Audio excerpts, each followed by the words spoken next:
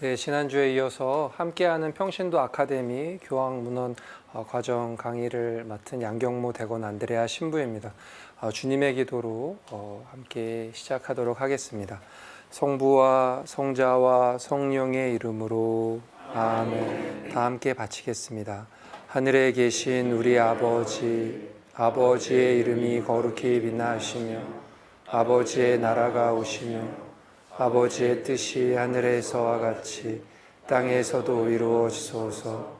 오늘 저희에게 일용할 양식을 주시고 저희에게 잘못한 일을 저희가 용서하오니 저희 죄를 용서하시고 저희를 유혹에 빠지지 않게 하시고 악에서 구하소서. 아멘. 성부와 성자와 성령의 이름으로 아멘. 네, 한 주일 잘 지내셨습니까? 지난번에 제가 보여드렸던 그 사진인데 나시겠죠? 세상을 바꾸기 위해서 필요한 사람의 숫자가 10명도 100명도 아닌 1명이라는 이 카피가, 이 문구가 저에겐 굉장히 크게 다가왔는데요. 여기 계신 분들도 여러 가지 좌절도 있으실 거고, 본당이나 또 공동체 안에서 뭔가를 바꿔보려고 하고 또 뭔가를 제안하기도 하고 그럴 때마다 겪었던 여러 가지 어려움이 있을 수 있죠. 하지만 제가 말씀드리고 싶은 건 포기하지 마시고, 그럼에도 불구하고 여러분들 먼저, 여러분들 한 사람이라도 그렇게 노력을 해주시면 좋을 것 같습니다.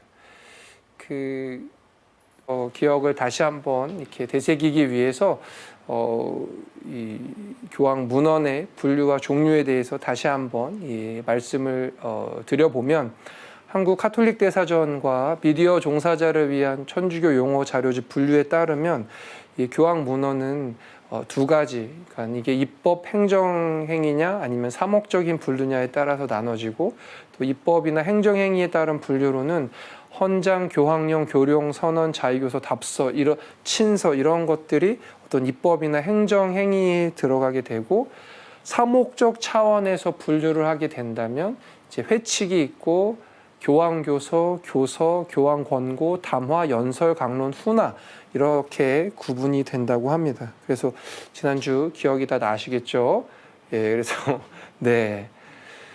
이 삼종기도 때 교황님께서 이렇게 참석한 분들에게 메시지를 전달할 때 그렇게 안젤루스 레지나 첼리라고 이렇게 되어 있고, 교황령에 관한 내용이 있죠. 그래서 지난번에 말씀드린 것처럼 가장 어떤 장엄한 종류고, 어떤 교의를 이렇게 수정하거나 어떤 교회 법을 이렇게 수정하거나 어떤 조직을 새로 만들거나 개편하거나 이럴 때 선포되는 교황 문헌이 바로 교황령이 되겠습니다. 그래서 가장 최근에 교황령이 주교의 친교라고 지난번 시간에 말씀을 드렸죠. 그리고 두 번째 교황 교황 권고에 관해서 말씀을 드렸고, 그래서 이 교황 교서는 교황령에 비해서는 어떤 이 법적 구속력이 사실은 있지 않고, 주로 세계 주교 대의원 회의, 그러니까 세계 주교 시노드에서 어떤 이 회의를 하고 검토를 한 내용들을 갖고 교황님께서 이렇게 반포하시는 것이라고 말씀을 드렸습니다. 그래서 사랑하는 아마존에 관해서 말씀을 드렸고, 아마 지난주 시간에 저희가 크리스투스 비빗을 살펴보고 이렇게 마쳤던 것으로 기억을 합니다. 여러분들이 또 잘 알고 있는 교황 권고에는 제가 지난주에도 몇 번 인용을 했던 복음의 기쁨이 있습니다. 이 복음의 기쁨은 여러분들 한 번 읽고, 두 번 읽고, 세 번 읽고 또 읽으십시오. 여러분들 정말 제가 여태까지 읽었던 교황 문헌 중에 이렇게 재미있고 이렇게 친숙한 언어로 정말 할아버지가 손자녀들에게 뭔가 이야기해 주듯이 쓰여진 교황 문헌을 본 적이 없습니다. 너무나 막힘없이 너무나 술술술술 잘 읽을 수 있는 교황 문헌이라고 저는 자신합니다. 그래서 여러분들 꼭 이 복음의 기쁨은 여러분들 여러 번 읽어보셨으면 좋겠습니다. 이 정말 오늘날의 세상에서 복음을 어떻게 선포할 것인가라는 주제를 갖고 교황님께서 그러니까 교황이 되신 다음에 첫 번째로 이렇게 발표하신 교황 문헌이에요. 교황이 선출되고 나셔서 바로 이 교황 권고를 발표를 하셨죠. 여기에는 정말 저 같은 사제들이 어떻게 강론을 준비해야 되는지, 또 어떻게 복음을 선포해야 되는지, 사제뿐만 아니라 이 하느님 백성 전체가 어떻게 복음을 선포해야 하는지에 대한 내용이 너무나 이렇게 잘 담겨 있고 너무나 쉽게 쓰여져 있습니다. 여러분들 뭐 많이 기억하시는 분들 계시겠지만 이 그리스도인은 장례식장에서 돌아오는 사람처럼 그런 표정을 해서는 안 된다. 기쁘게 정말 그런 표현이랄지. 그리고 또 하나의 특징은 그런 어떤 그 기존에 있는 그 교황청 문헌을 인용을 많이 안 하셨어요. 그 말은 즉 교황님이 원래 갖고 계셨던 그 사상들, 생각들을 많이 이야기하셨다고 볼 수 있죠. 그래서 저는 여러분들이 지난주와 오늘 소개하는 그 많은 교황 문헌 다 안 읽으셔도 괜찮은데 이 교황 권고는 안 읽으셨다면 꼭 한번 지금 시작해 보시고 만약에 읽어보셨다면 다시 한번 읽어보십시오. 그때 읽으셨을 때랑 느낌이 정말 다르실 겁니다. 그리고 이제 교황 교서가 있는데요. 이 교황 권고랑은 조금 성격이 다릅니다. 그러니까 어떤 신앙의 스승으로서, 교회의 최고 목자로서 어떤 신앙이나 윤리에 관해서 어떤 중요한 결정을 내리거나 가르침을 전하는 문서입니다. 이렇게 레터라는 단어가 써 있는 걸 봐서는 약간 편지 형식으로 사실은 이렇게 쓰여지겠죠. 이 교황 교서, 아까 말씀드린 교황 권고는 전체 하느님 백성에 대해서 이렇게 말씀을 한 거라면 교황 교서는 보통 전체 교회가 아니라 특정한 사람들에게 아니면 특정한 단체에게 주는 그런 문헌이라고 해요. 그래서 교황 권고와 마찬가지로 이렇게 어떤 법적 구속력을 그렇게 갖지 않는다고 합니다. 예를 들면 이제 봉헌 생활의 해를 기념해서 모든 봉헌 생활자들에게 보낸 교황 교서가 있습니다. 그리고 교황 성인 요한 바오로 2세가 2002년에 발표한 동정 마리아의 묵주기도에서 이 묵주기도에 저희가 환희, 고통, 영광 이 세 가지 신비가 있었는데 빛의 신비를 추가하자 그런 그 교황 교서에 그런 내용을 담고 있죠. 그래서 어떤 전체를 대상으로 할 수도 있지만 그 특정한 사람들이나 특정한 단체에도 이 교황 교서를 이렇게 쓰실 수 있다는 거. 그래서 가장 최근에 발표된 교황 교서는 정말 여러분들 또 꼭 읽어보라 그래서 제가 너무나 죄송한데 이거 너무 짧습니다. 이거 진짜 짧습니다. 제가 이거 너무나 좋아서 주교회 홈페이지에 번역이 되어 있거든요. 그래서 제가 드래그해서 이렇게 보내기도 하고 한글 화일로 된 거를 보내기도 하고 그런데 작년 12월 1일에 이 구유가 이 성탄 시기에 구유가 어떤 의미가 있는지 그리고 우리에게 어떤 가치가 있는지에 관해서 정말 그 할아버지가 설명하듯이 너무나 쉽게 이렇게 쓰셨던 교황 교서가 놀라운 표징이라는 그 교황 교서가 있습니다. 주교회 홈페이지 가면은 있기 때문에 여러분들 꼭 가서 읽어보시면 너무나 좋을 것 같습니다. 오늘 주무시기 전에 꼭 한번 읽어보십시오.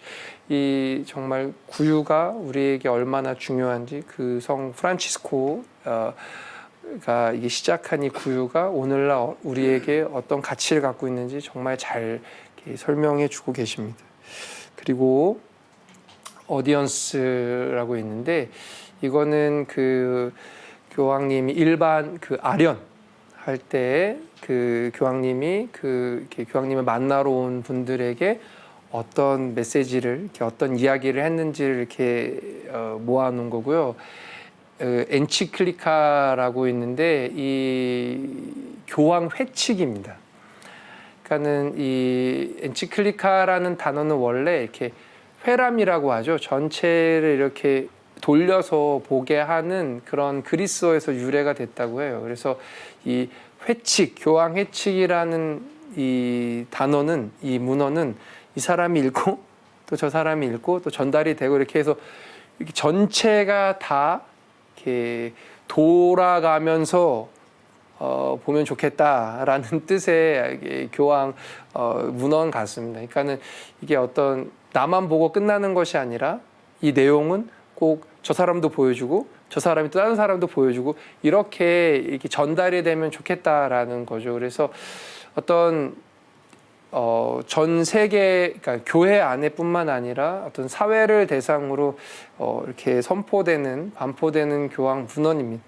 특별히 어떤 윤리적인 문제나 어떤 사회적인 문제나 이런 이슈들에 관해서 교회가 어떤 태도를 취하고 있으며 또 교회의 가르침이 어떤 것인지를 공식적으로 표명할 때 사용되는 형식이 바로 이 교황 회칙입니다. 여러분들이 잘 알고 계시는 어떤 대사회적인 교회의 문헌들, 특히 사회교리에 관련된 그런 문헌들은 대부분 저 회칙의 형태로 이렇게 선포가 됩니다. 그래서 우리가 잘 알고 있는 레오 13세 교황님의 이 레는 노바룸, 새로운 사태라든가, 그다음에 40주년이라든가, 어머니오 수승, 그러니까 이 사회교리에 관련된 문헌들은 대부분 이 교황 회칙의 형태로 선포가 됐죠.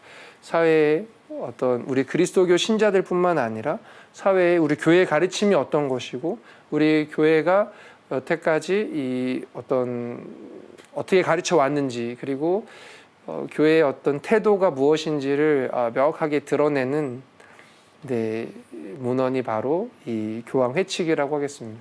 여러분들이 최근에 나온 교황 회칙 뭐 알고 계시죠? 예, 아직 이게 들러오는군요. 네. 하나를 더 설명하고, 네. 그러니까는 이 오늘날의 사회 또 이 어떤 윤리적인 여러 가지 문제를 교회가 어떻게 이 그리스도의 가르침을 해석하고 있는지, 또 그걸 어떻게 해결하면 좋을지 그 방법을 제시하는 거죠. 그런데 이 회칙은 이렇게 오해하지 않으셔야 될 것은 어떤 교의를 선포하는 문서는 아닙니다. 그러니까 뭐 가톨릭 교회의 어떤 그 사회적 가르침을 우리가 알려주는 건 맞지만 어떤 이 자체가 오류가 없다라고 볼 수 없는 것이죠. 시대의 변화에 따라서 사실은 수정이 요구될 수가 있고, 이 회칙은 그 한편으로는 어떤 교황님의 개인적인 어떤 이 이야기를 이렇게 문서로 표현한 것이 아니라 어떤 성경 말씀과 교부들과 이 모든 어떤 교회의 전통과 교리 안에서 이 교회의 어떤 이렇게 가르침을 이렇게 나타내 주는 겁니다. 아까 말씀드리려고 한 건데, 가장 최근에 반포된 교황 회칙은 여러분들이 너무나 잘 아시는 찬미 받으소서입니다. 더불어 사는 집, 또 그 지구를 이 돌보는에 관한 회칙인 것이죠. 이 회칙은 이 프란치스코 성인의 그 태양의 창가에서 나오는 이 후렴구, 저의 주님 찬미에 받으소서에서 그 제목을 정했다고 하는데, 사실은 저도 그렇게 생각합니다만 정말 되게 이렇게 뭐랄까 잠이 안 올 때가 있어요. 이 환경 문제를 생각을 하면 저도 나름 뭐 이렇게 텀블러를 갖고 다니려고 노력을 하고 일회용품을 안 쓰려고 노력을 하고 하지만, 사실은 아침에 이렇게 출근하거나 퇴근할 때 보면은 너무나 많은 일회용품들을 사용하는 것을 보게 됩니다. 뭐 일회용품뿐만 아니죠.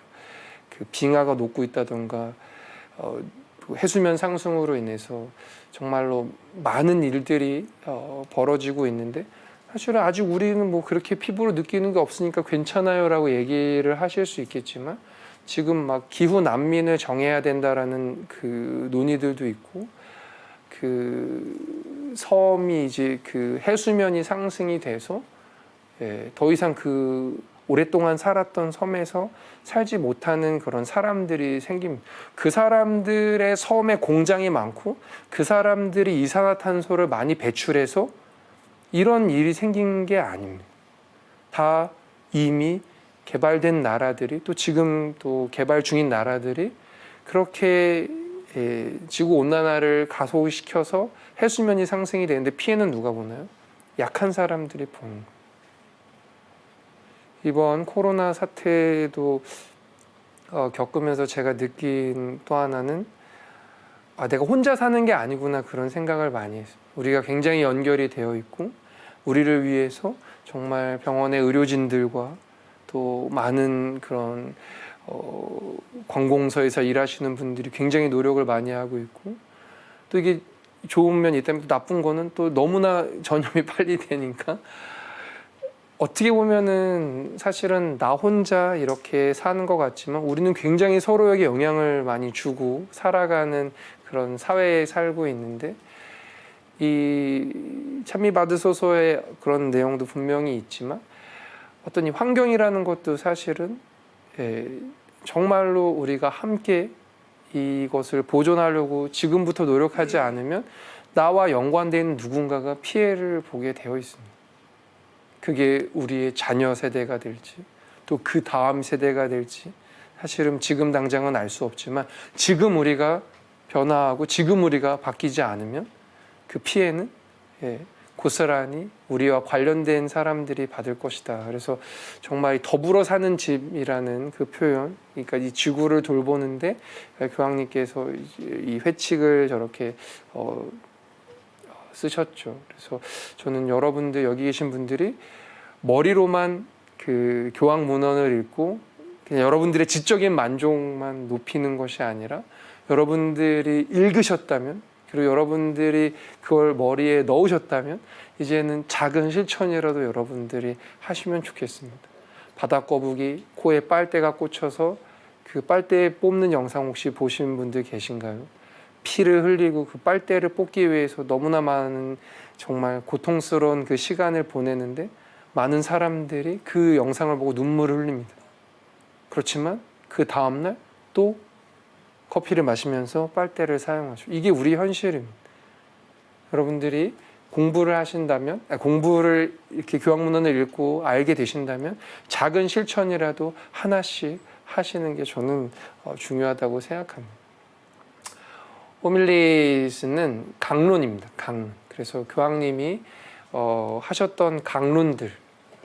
지금 프란치스코 교황님은 산타 마르타라고 하는 거기가 약간의 그 호텔 같은 곳이거든요. 숙소. 그 숙소에 이렇게 사람들이 일반 이렇게 성직자나 이렇게 머물렀던 호텔이었는데 이제 거기에 프란치스코 교황님이 머물고 계시죠. 그래서 거기서 매일 이렇게 강론을 하시고 그런 강론들을 모아 이렇게 두는 곳이고 또 어떤 이제 그 큰 행사나 큰 미사 때에 강론들이 있는 곳입니다. 그래서 여러분들 바티칸 그 뉴스를 한국어로 그 서비스하는 거 알고 계시죠? 그래서 여러분들 한글로 그냥 바티칸 뉴스 이렇게 검색하시면 그 사이트가 있는데 그 너무나 빨리 그 교황님의 강론이나 이 보편교회에서 일어나고 있는 그런 수많은 내용들을 그 뉴스에서 우리에게 알려줍니다. 그래서 여러분들 조금만 인터넷 검색하시면 정말로 이 교회가 어떻게 지금 돌아가고 교황님이 어디에 관심이 있고 이런 그 여러분들이 정보를 얻으실 수 있으니까 조금만 더 관심을 갖고 노력해 주시면 좋을 것 같아요.